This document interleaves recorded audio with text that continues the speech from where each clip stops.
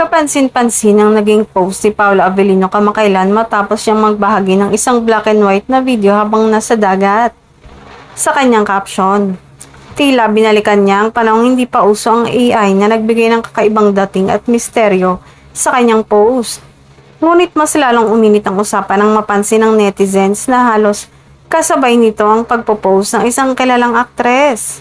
Bagamat walang direktang paggamin, marami ang nakapansin na tila magkapareho ang background ng kanilang mga video na parehong dagat at halos si isang anggulo pa.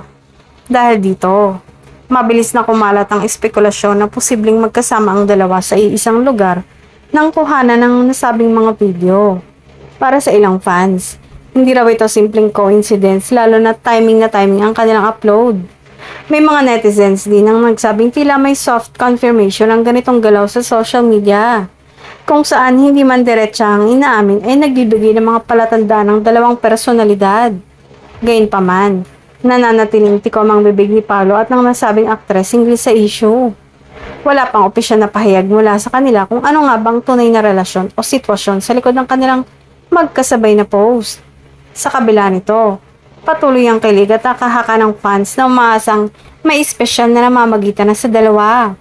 Para sa marami, sapat na mga ganitong clues upang paniwalaan na may something nga sa pagitan nila.